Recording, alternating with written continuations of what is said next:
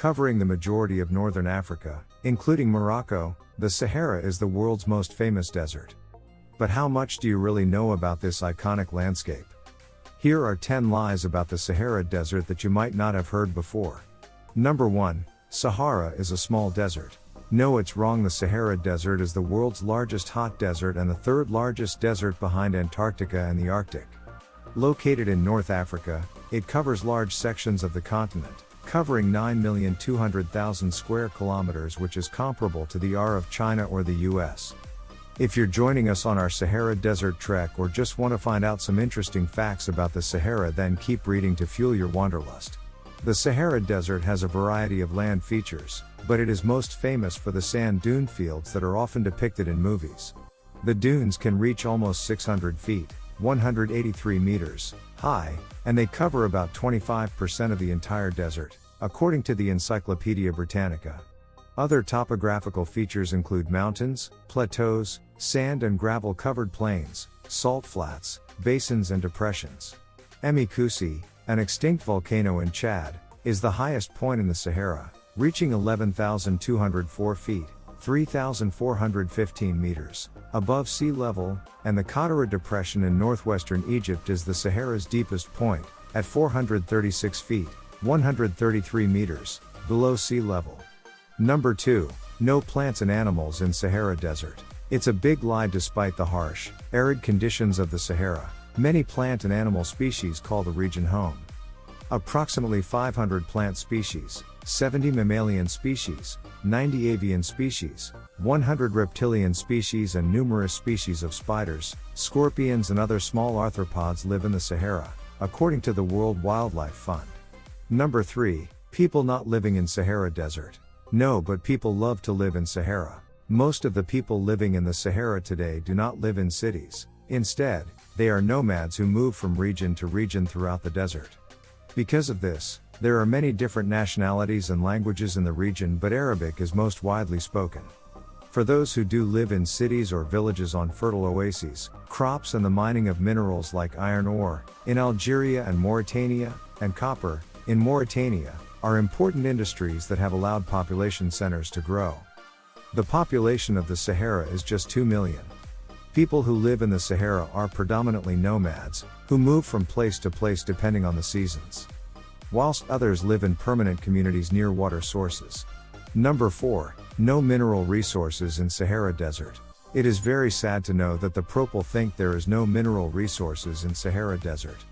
During the century of colonial dominion over the Sahara, which lasted from the mid-19th to the mid-20th century, there was little fundamental change, except for military pacification. Colonial powers were little interested in the economic development of what appeared to be an unpromising region.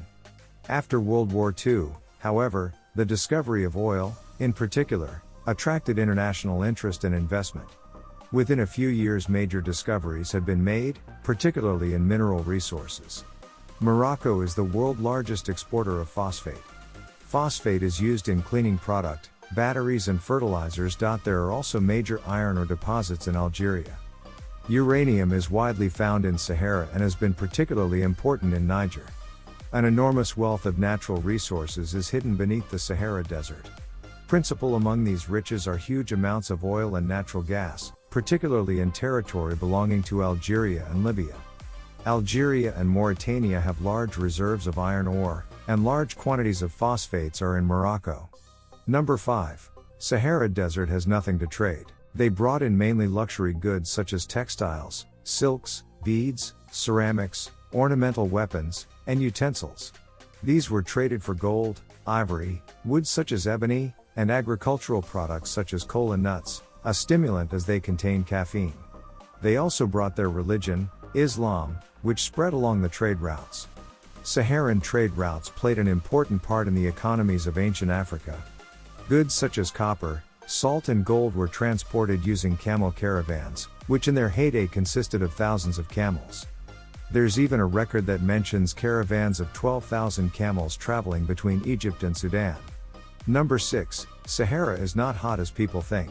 No, it's a big lie. The Sahara is the hottest desert in the world, with one of the harshest climates. The average annual temperature is 30 degrees Celsius, whilst the hottest temperature ever recorded was 58 degrees Celsius. The area receives little rainfall. In fact, half of the Sahara Desert receives less than 1 inch of rain every year. Despite many thinking of the Sahara as a constantly hot climate, temperatures drop dramatically at night, due to the lack of humidity, and can reach lows of -6 degrees Celsius. Snow falls regularly on several mountain ranges, but nowhere else in the Sahara. Number 7.